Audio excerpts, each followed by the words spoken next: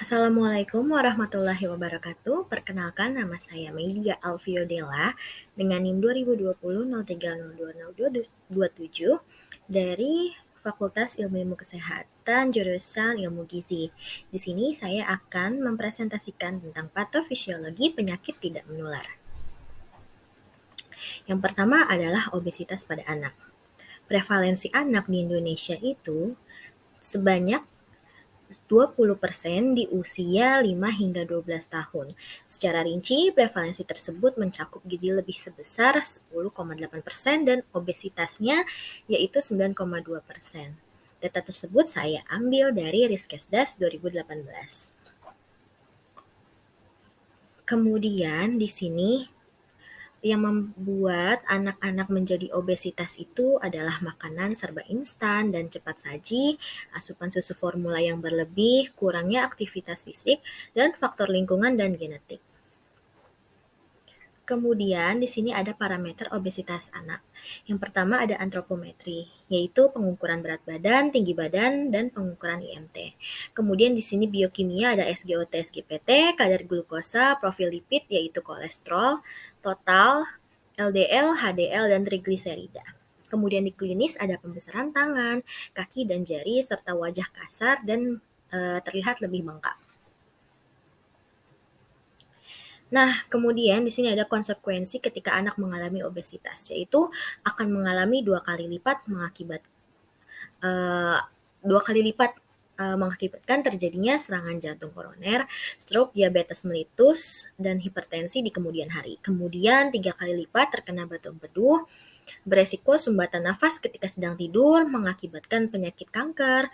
Laki-laki berisiko tinggi menderita kanker usus besar dan kelenjar prostat. Sedangkan untuk anak yang berkelamin perempuan berisiko tinggi untuk menderita kanker payudara dan leher rahim.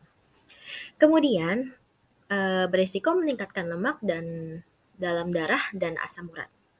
Kemudian menurunnya tingkat kesuburan reproduksi mereka di kemudian hari. Lalu kita masuk ke diabetes melitus. Di sini saya menjelaskan tentang diabetes tipe 2. Di Indonesia sendiri, prevalensi diabetes melitus tipe 2 itu sebanyak 8,6% dari total populasi yang didapat dari Riskesdas 2018. Kemudian, penyebab terjadinya diabetes itu salah satunya dari obesitas, faktor genetik, hipertensi, alkohol dan rokok, riwayat keluarga yang mempunyai penyakit diabetes melitus, kemudian dislipidemia dan faktor umur. Nah, parameter biokimia diabetes melitus tipe 2 itu bisa dicek dari gula darahnya, kolesterol total, kolesterol HDL, LDL, trigliserida, kreatinin, dan asam urat. Nah, konsekuensinya ketika seseorang mengalami diabetes tipe 2 ini, seseorang yang memiliki penyakit diabetes tipe 2 berisiko untuk memiliki penyakit dari kardiovaskular seperti penyakit jantung, stroke, dan tekanan darah yang cukup tinggi. Ada beberapa komplikasi penyakit diabetes yang dapat memicu gagal jantung seperti stres oksidatif. Kemudian kita masuk ke gagal ginjal kronik. Di sini prevalensi gagal ginjal kronik lebih tinggi pada laki-laki, yaitu sebesar 0,3% dan dibandingkan perempuan yaitu 0,2%. Nah, berdasarkan karakteristik umur prevalensi tertinggi pada kategori usia di atas 75 tahun yaitu 0,6%, di mana mulai terjadi peningkatan pada usia 35 tahun ke atas.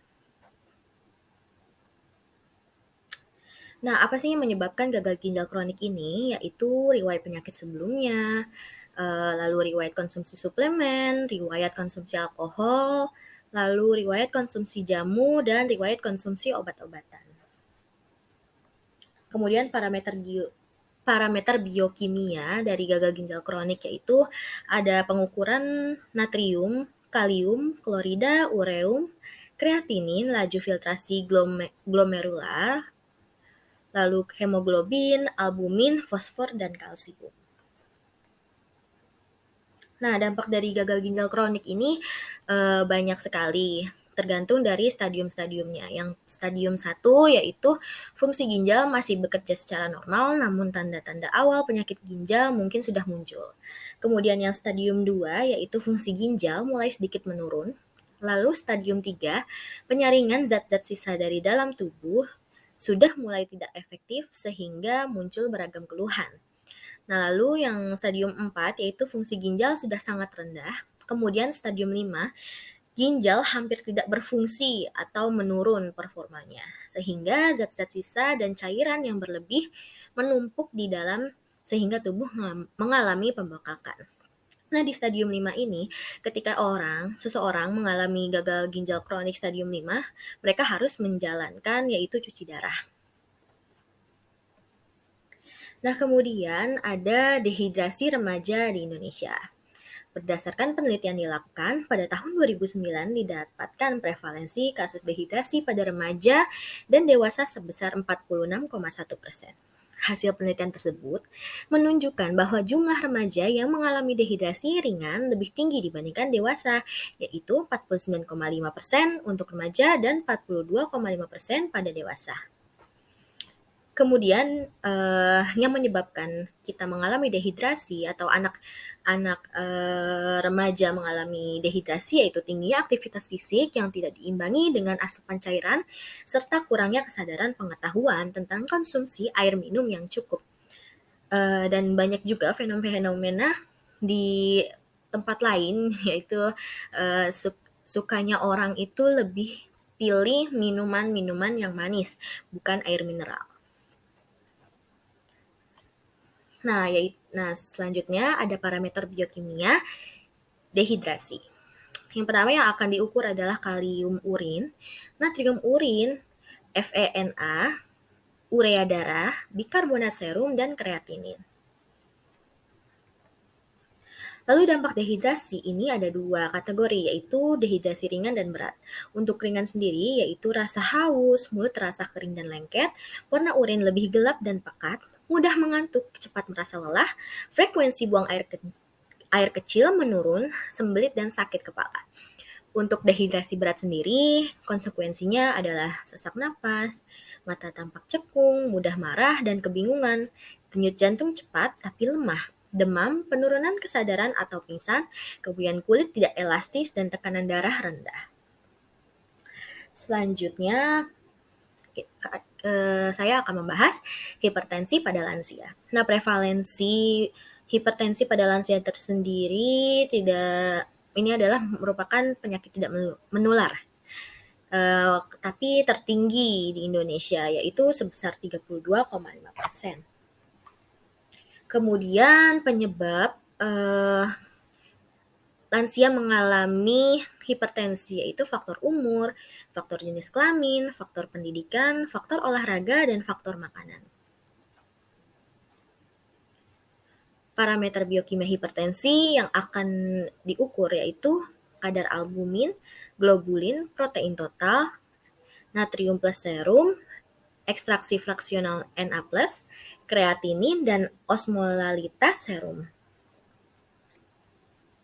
Nah, dampaknya sendiri bagi lansia yang mengalami hipertensi yaitu semakin bertambahnya usia, sistem vaskular seseorang bisa mengalami perubahan. Di pembuluh darah terjadi pengurangan jaringan elastis di arteri sehingga menyebabkan menjadi lebih kaku. Akibatnya, tekanan darah akan meningkat, dapat menyebabkan stroke, kerusakan ginjal, jantung, kebutaan, hingga demensia. Nah, sekian presentasi dari saya. Kurang lebihnya mohon maaf. Wassalamualaikum warahmatullahi wabarakatuh.